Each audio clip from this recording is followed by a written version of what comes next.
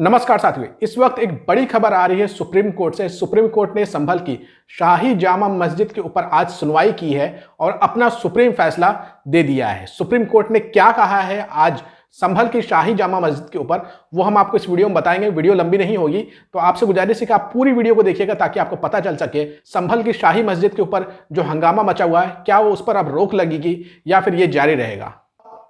साथियों, आपको बता दें कि सुप्रीम कोर्ट में संभल की शाही जामा मस्जिद को लेकर के आज सुनवाई हुई है।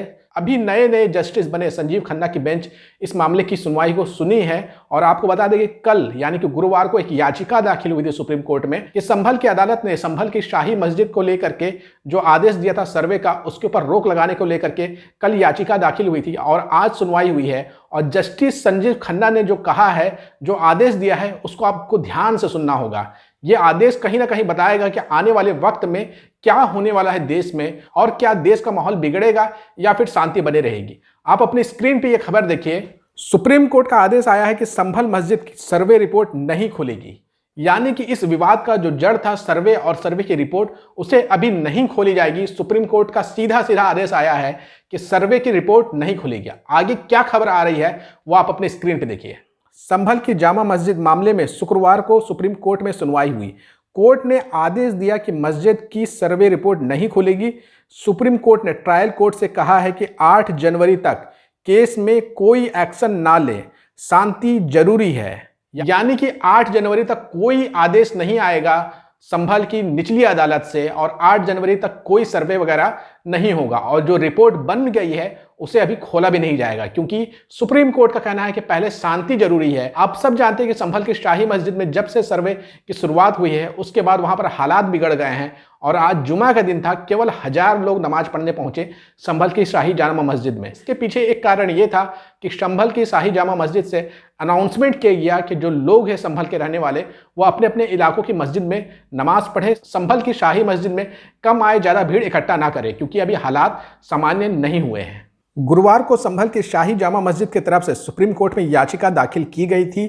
सीजीआई के बेंच पर इस पर सुनवाई हुई है। वहीं आज खबर ये आई कि शुक्रवार को जामा मस्जिद में सपा सांसद जियाउर रहमान, जिनके ऊपर एफआईआर हुआ है, उनके पिता ममलकुर रहमान बर्क नमाज पढ़ने पहुंचे थे। पुलिस ने जियाउर रहमान बर्क को हिंसा भड़काने का मुख्य आरोपी बनाया है। जुम्मे के दिन करीब 1000 लोग नमाज के लिए पहुंचे, जो हमने आपको पहले बता दिया है। इससे पहले संभल की चंदौसी कोर्ट में सर्वे रिपोर्ट पेश नहीं हुई। एडवोकेट कमिश्नर रमेश सिंह राघव ने कहा 24 नवंबर को सर्वे के दौरान हिंसा हो गई थी, इसलिए रिपोर्ट तैयार नहीं हो पाई है। कोर्ट ने सर्वे रिपोर्ट जमा करने के लिए 10 दिन का वक्त दिया है, यानी कि अभी सर्वे रिपोर्ट तैयार ही नहीं हुई है और कोर्ट में सर्वे करने वाले एजेंसीज ने कहा है कि हमें समय दिया जाए, क्योंकि 24 तारीख को वहां पर हिंसा हो गई थी, इसलिए हम अब तक रिपोर्ट तैयार नहीं कर पाए हैं। तो कोर्ट ने उन्हें 10 दिन की मोहलत दे दी है। इसके अलावा कोर्ट ने और क्या बातें कही है वो आप 6 पॉइंट में समझ लें।